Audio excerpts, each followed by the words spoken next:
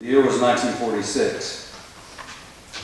Annie was portside with her mother to see if her father would return from his 9th interaction in the South Pacific. Annie would later go on to have 8 siblings. Her father would serve 4 years in the Army and 32 years in the Navy.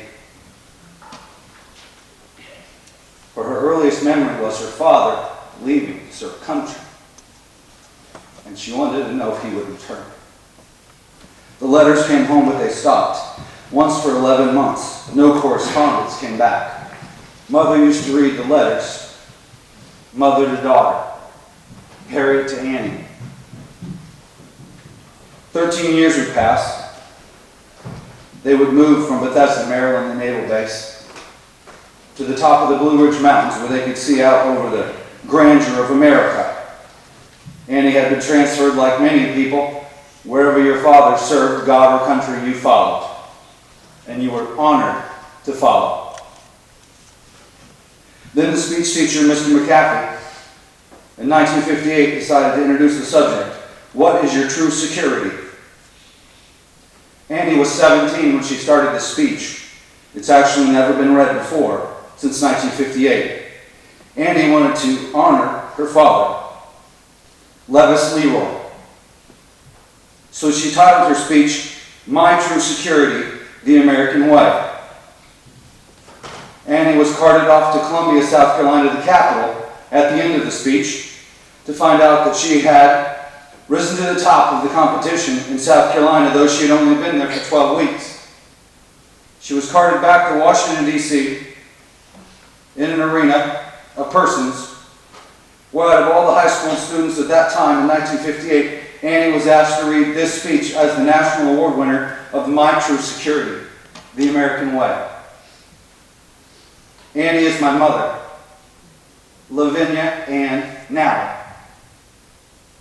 She said that after the speech, she was whisked, she didn't know what, in her father's naval uniform next to her mother, to a big house in a round room, the Oval Office, with President Dwight D. Eisenhower and all the other persons that day that were a part of the My True Security nationwide. The last thing she said this week in an email was, I left telling myself I was never going to wash my hands after I shook the president's hand.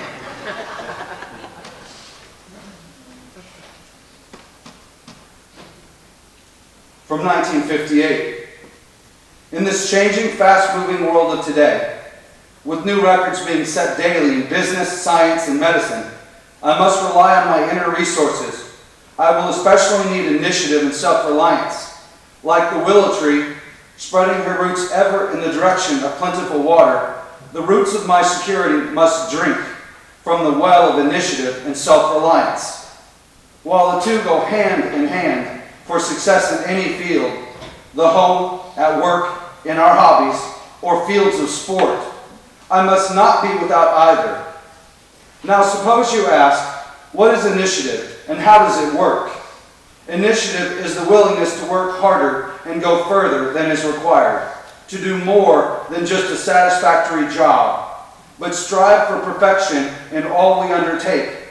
It is also drawing upon one's inner resources and using or exercising the mind in carrying out new ideas, which are carefully planned and patiently worked out. I must continue to be busy working for the better things in order that the mechanisms of my thinking powers might keep running smoothly. God so made the mind and soul, the mind and soul of mankind, with an immeasurable storehouse, never without more room to store learning as long as we live. All of us have hope. All of us have dreams, which we fondly cherish in our prayers that may come true, may never be answered unless we use our hands and feet to get them answered. Foolish it is to pray for anything without our reach, without beginning to help ourselves. Initiative is putting legs to our prayers, doing something to attain what we desire. Have you a goal in life? Is it worthwhile? Then start and keep going. There is a path to every goal, a stairway to every height. To get near to a goal and slow down, made to be or end up going into orbit, but only pay tribute to the others who started behind you, but bested you to the goal. So now we come to self-reliance. How often have we heard our classmates and friends say, "I cannot"? It certainly wasn't because they couldn't. Not always.